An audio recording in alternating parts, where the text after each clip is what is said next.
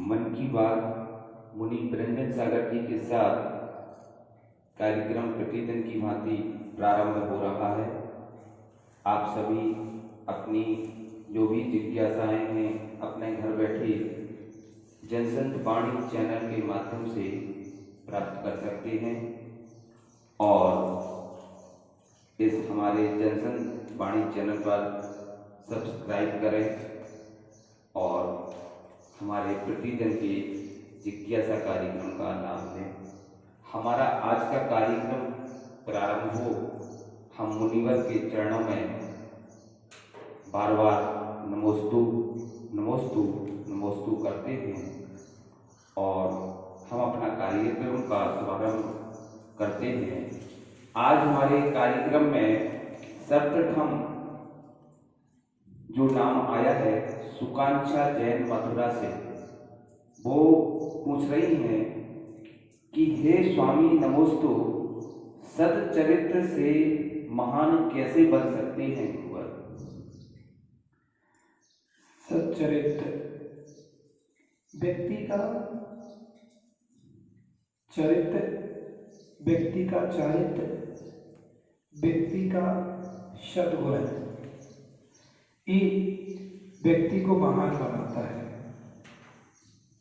और जब व्यक्ति सद आचरण आ जाते हैं, सद आचरण का मतलब है सद विचार, सद क्रियाएं, उसकी समस्त क्रियाएं सम्यक्त रूप से होना प्रारंभ होती है।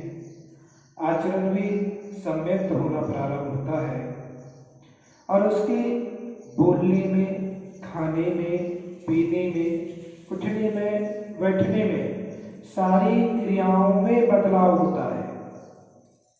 उसकी अलग से क्रियाएं दिखना प्रारंभ होती हैं। जिसका आचरण सद होना प्रारंभ हो जाता है तो उसके अंतरंग से क्रियाओं से फीलिंग प्रारंभ हो जाती है।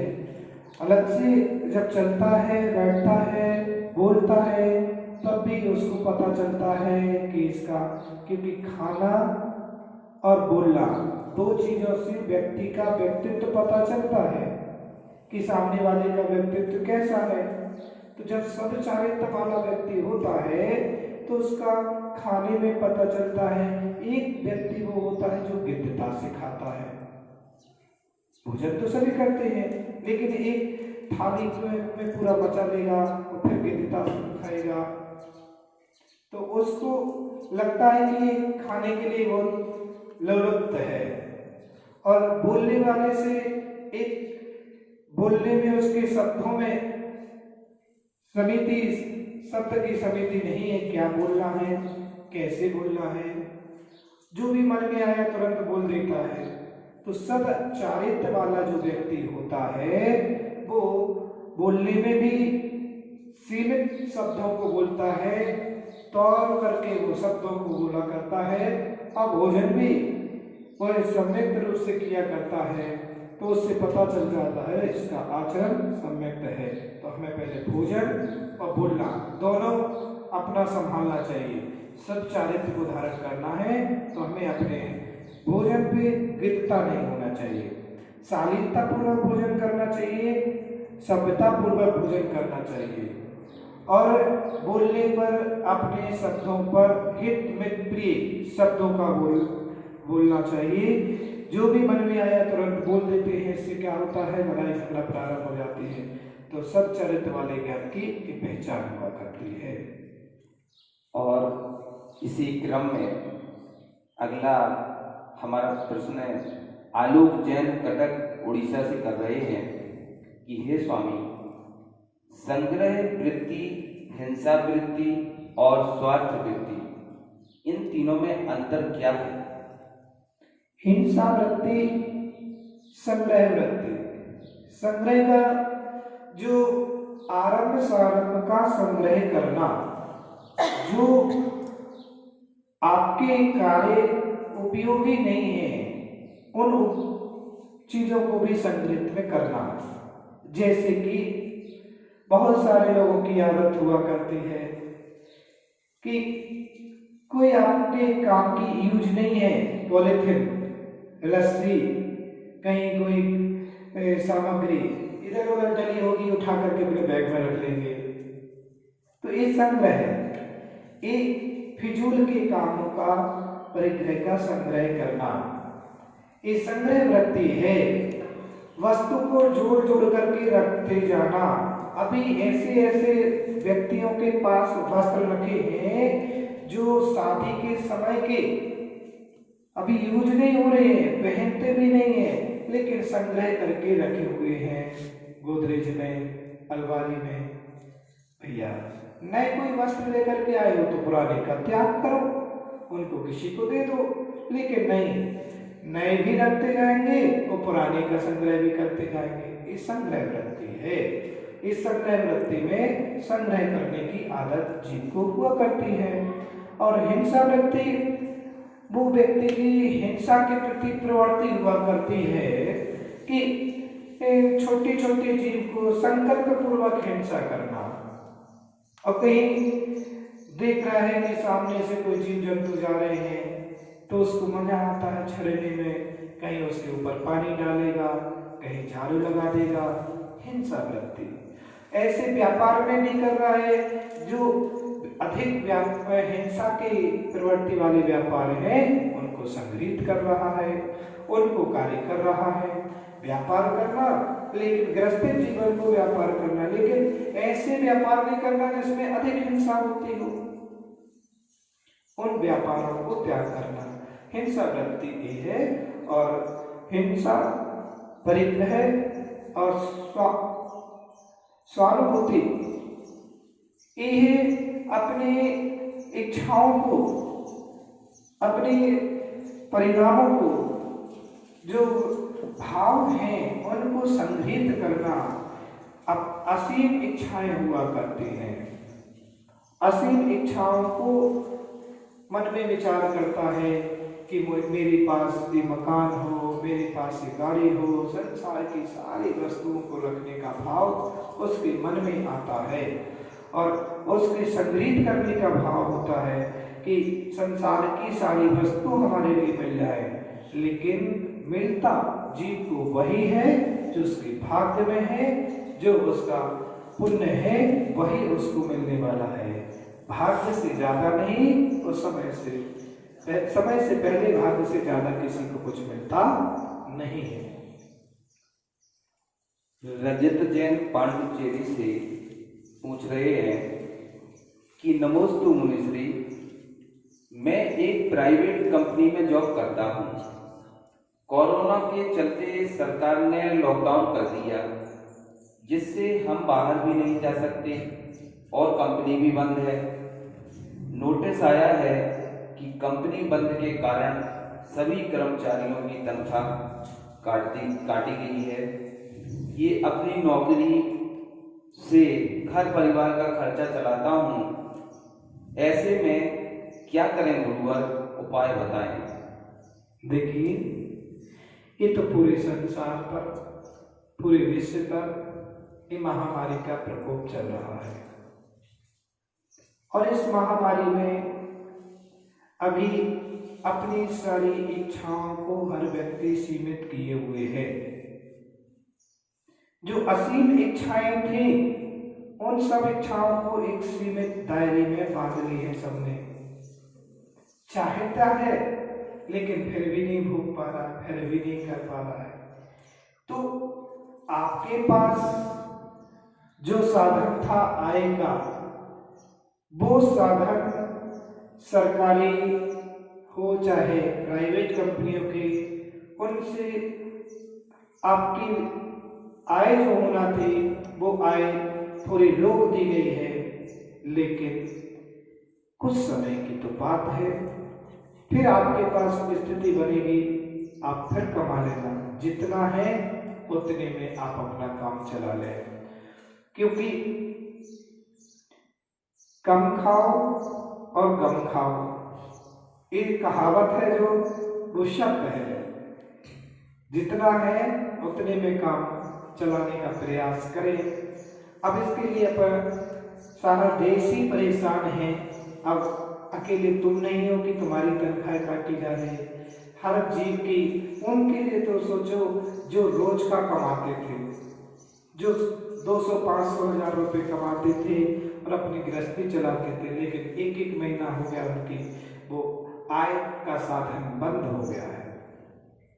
अब वो भी कुछ नहीं कर पा रहे हैं, फिर भी बच्चे, तो उनके लिए सरकार कर रही है, उनके लिए और लोग भी मदद कर रहे हैं। तो आप धैर्य रखें और कुछ नहीं, अपने धैर्यता से कार्य करें। जो है जितना है वो पर्याप्त है, जो है जितना है वो पर्याप्त है, उसी में अपनी इच्छा को सीमित करिए। गुरुवर, एक बहुत अच्छा प्रश्न आया है। धारण जैन बेंगलोर से पूछ रहे हैं कि आज हमारे बीच जैन लोगों के बीच पंचकल्याणक प्रतिष्ठा महोत्सव आदि का कार्यक्रम किया जाता है, जिसमें भगवान हमारे बनाए जाते हैं, प्रतिष्ठित किए जाते हैं, और उनके बनने में, भगवान को बनने में हमारे साधु ही सूर्य मंत्र देते हैं। परंतु कुछ ऐसा देखा जाता है कि हमारे यहाँ पंचकल्याणक प्रतिष्ठा महोत्सव में कुछ ब्रह्मचारी विद्वानों द्वारा, जो कि ना उनके पास बिछी है ना कमंडल है, फिर भी वे सूर्य मंत्र देने लायक देते हैं। क्या वो देने लायक हैं या नहीं? देखिए, ये सत्य है, यथार्थ है, आगम सम्मत है कि जिन मेमों को सूर्य मंत्र, क्योंकि जिनेंद्र है, भगवान को बनाने के लिए भी भगवत्ता प्राप्त वाला ही चाहिए। जिसके पास भगवत्ता है, रत्नात्रय है, वही भगवान को बना सकता है। जब सूर्य मंत्र दिया जाता है, उस समय सूर्य मंत्र देते समय ये अपने आप में ध्यान किया जाता है कि मैं स्वयं अरहंत भगवान हूँ, और मैं स्वयं अरहंत भगवान हूँ। फिर तो सामने अरहंत को बनाया जा रहा है, क्योंकि सामान्य ग्रस्त जीव भगवान को क्या बनाएगा, क्या उसको सूर्य मंत्र देगा? सूर्य मंत्र का देने का अधिकारी रत्नात्रयधारी के लिए ही है। जो ग्रस्तिक जीव सांसारिक जीवन में रहते हैं, जो रत्नात्रय को धारण नहीं किए हैं, वो सूर्य मंत्र प्रतिमा को नहीं दे सकता है। और यदि कोई दे रहा है और कोई देते हैं प्रतिमाओं में सूर्य मंत्र, तो वो प्रतिमाएं प्रतिष्ठित नहीं मानते हैं, वो नमस्कार करने योग्य नहीं होते।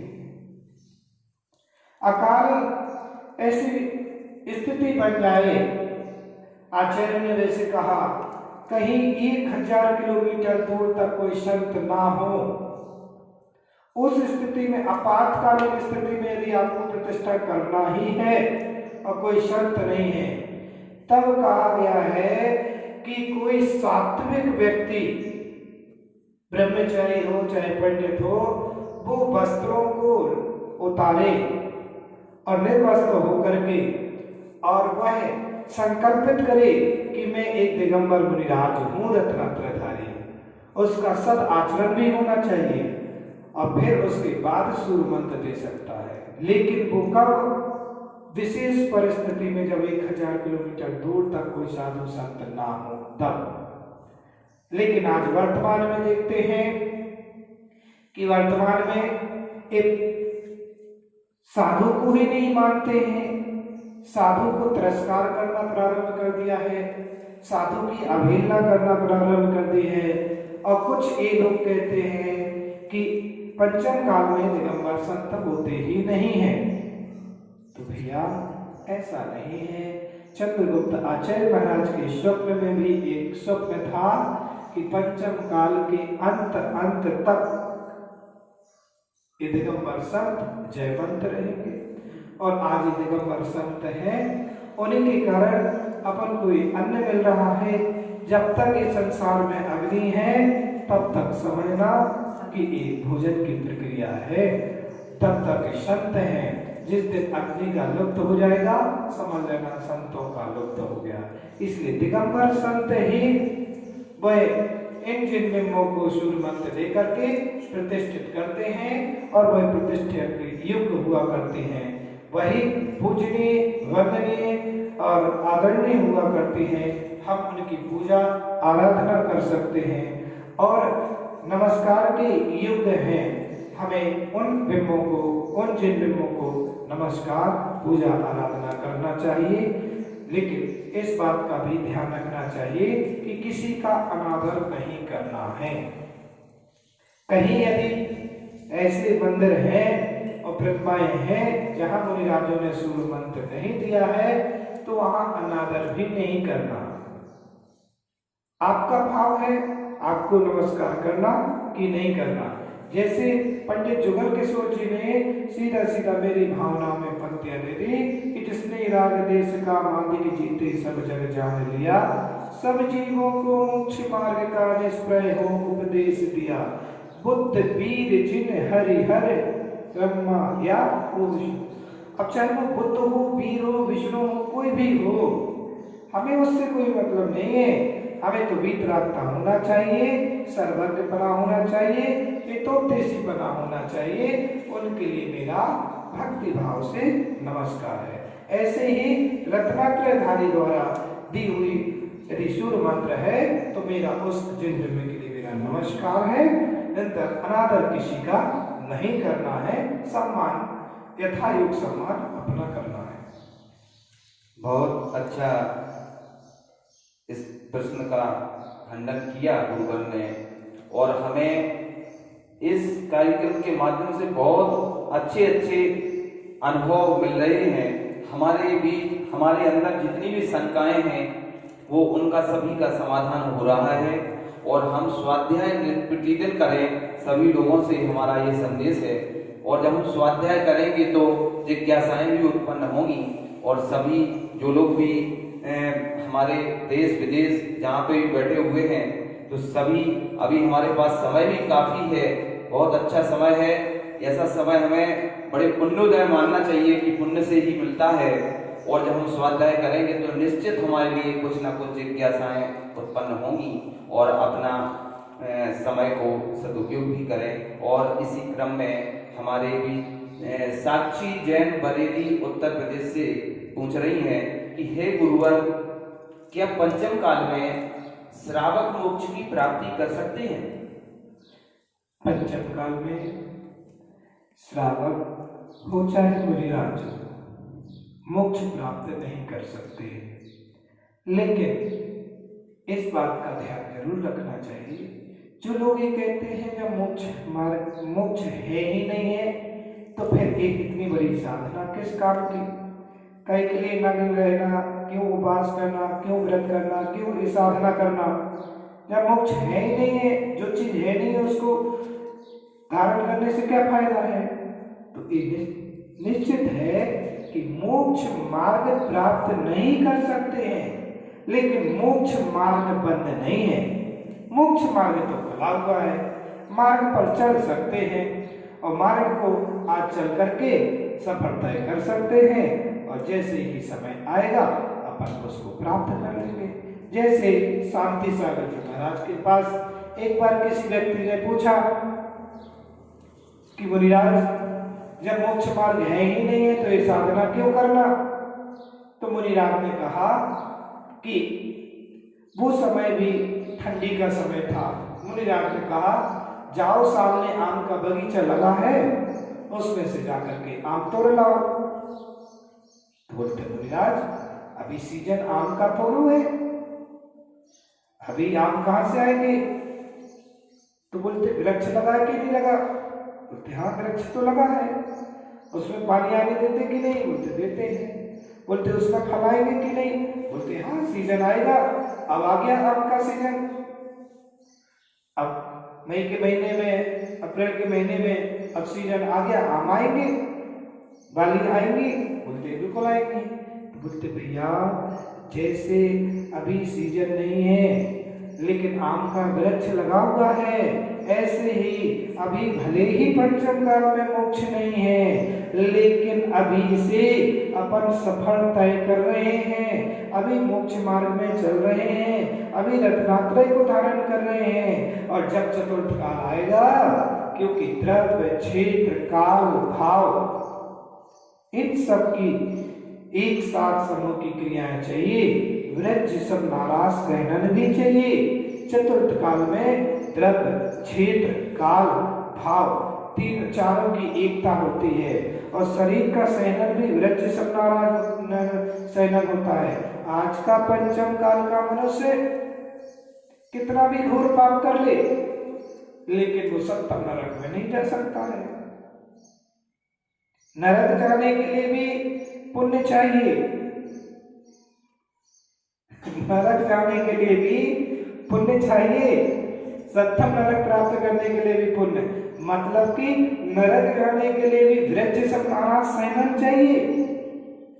और वृक्ष सब नाराज सहनन वाला ही सप्तम नरक में जा सकता है, क्योंकि थोड़ी सी गलती की उसने तो तुरंत नरक का बंद होगा सप्तम, और थोड़ा सा उसने अच्छा कार्य किया तो उसको मोक्ष की प्राप्ति हो जाती है।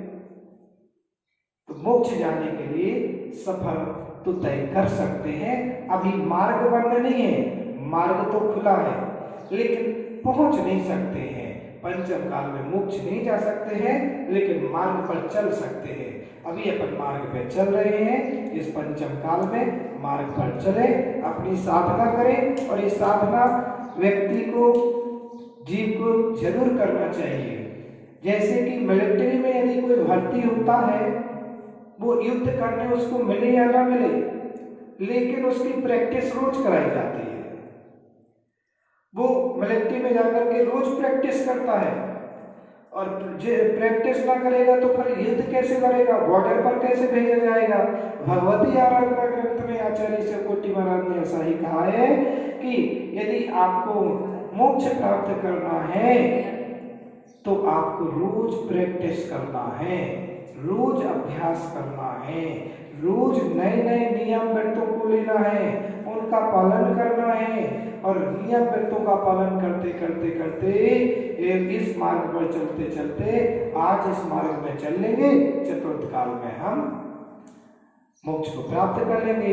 अभी रिजर्वेशन करा लो। जिस व्यक्ति का टिकट हाथ में होती है, रिजर्वेशन होता है, निश्चिंत होकर कर स्टेशन पर पहुंचता है।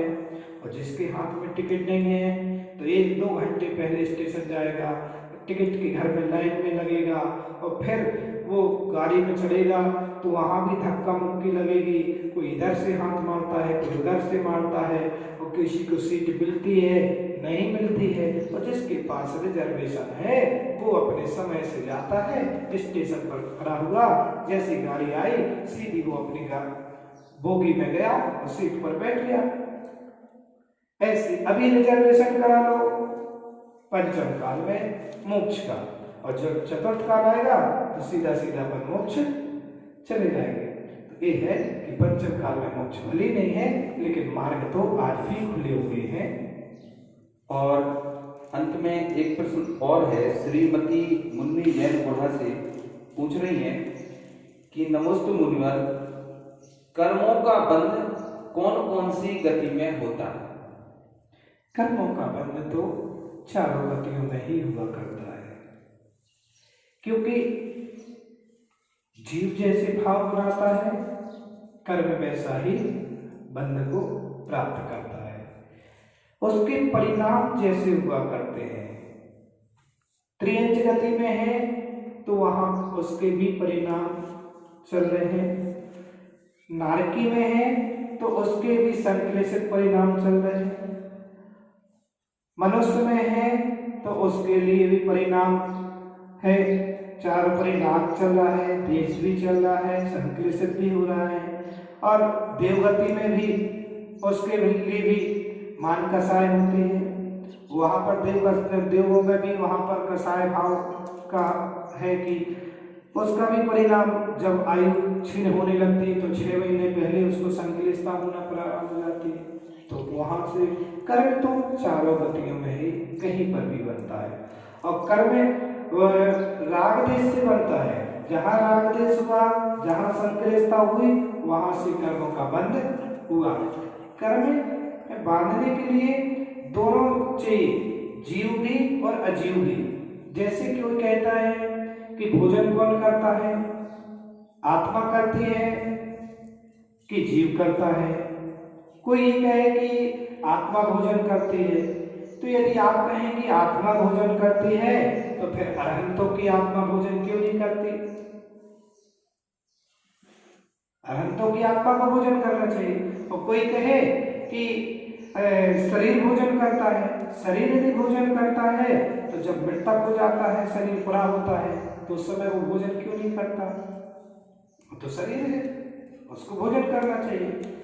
तो शरीर अकेला भोजन नहीं करता है और आत्मा अकेली भोजन नहीं करती है। जब आत्मा और शरीर का आपस में परिस्पंद हुआ करता है, मेल होता है, तो वो भोजन की प्रक्रिया प्रारंभ होती है। ऐसे ही जब जीव और अजीव दोनों आपस में मिलते हैं, अजीव ये शरीर है, जीव इसके अंदर आत्मा है, और दोनों का जब परिपक्व आपस में मेल हुआ तो इसमें जो राग देश की परिणति बनी वो कर्म बंद होना चालू हो गया। तो जहां जहां राग देश की परिणति बन गई है, जहां पर जीव और अजीव दोनों हैं, वहां कर्म हो रहा है, बन रहा है। और जिस दिन से कर्म आत्मा अकेली हो जाएगी तो उस दिन से कर्म बंध छूट गया। कर्म का छूटने का मतलब आत्मा के लिए। अब अरहंतों सिद्धों की आत्मा को कोई कर्म बंध नहीं होना, उनके सब कर्म छूट चुके हैं। ऐसे अभी अपना आपस में परस्पर संबंध है कि जीव और अजीव दोनों आपस में मिलते हैं तो राग देश की परिणति बनती है। जहाँ राग देश की परिणति बनी वही कर्मों का भाव बनना प्रारंभ हो गया है। तो कर्म तो चारों तरफ बनते हैं, चारों गतियों में बन रहे हैं। इस प्रकार से आप रोज प्रतिदिन आप सुन रहे हैं अपने अपने मन की बातों का समाधान। आपके मन के अंदर जिज्ञासा उत्पन्न हो रही है और यहाँ तक वो जिज्ञासाएं आ रही हैं तो आपका समाधान यहाँ से किया जा रहा है। आप अपने मन में जिज्ञासा लाइए, मन में प्रश्न लाइए और तुरंत उठाइए अपना मोबाइल और तुरंत इस नंबर पर जो जनसंख्वानी है इस पर अपना प्रश्न डालिए और आपका समाधान घर बैठे मिलेगा। आपको घर बैठे समाधान प्राप्त होगा। कहीं आपको कोई चीज लेना है तो बाजार जाना पड़ेगा, पैसा खर्च करना पड़ेगा। कोई चीज ज्योतिष के पास जाना है और आपके अपने ग्रह को टिल दिखाना है तो वहां भी वो पैसा लेगा और वहां भी आपका समाधान प्राप्त होगा। लेकिन यहाँ आपका कुछ भी नहीं लगना है, यहाँ कोई पैसा नहीं लगना है। सिर्फ आपका अपने मोबाइल को यूज करना है, जनसंख्वानी को डालना है और वहां पर आप अपना प्रश्न भेजिएगा और यहाँ पर आपका समाधान मिलेगा। घर बैठे आपको समाधान प्राप्त होगा, गुरु के मुख से आपको समाधान मिलेगा और एक साथ 2 in 1 काम भी होगा कि आपके अपने मन का समाधान भी आपको घर बैठे मिल रहा है। और अभी आप घर में बैठे हैं तो आप जिनेंद्र भगवान के मंदिर में नहीं पहुंच पा रहे हैं दर्शन करने के लिए, उनके दर्शन नहीं हो पा रहे हैं तो रोज अपने मोबाइल को उठाइए, जनसंख्वानी को खोलिए और देखिए भगवान वासु पूज्य स्वामी को और वहां पर नमस्कार करिए, उनके दर्शन करिए। साक्षात भगवान के दर्शन आपको होंगे जो इतने विशाल का एक प्रतिमा है और ऐसे प्राचीन जिन बिंबों के दर्शन आपको घर बैठे हो रहे हैं। तो दोनों काम आपका हो रहा है, भगवान के दर्शन भी, गुरु के दर्शन भी और आपके मन का समाधान भी हो रहा है। तो सभी भक्तों के लिए मेरा मंगल आशीर्वाद है। ओम शांति, सर्व शांति।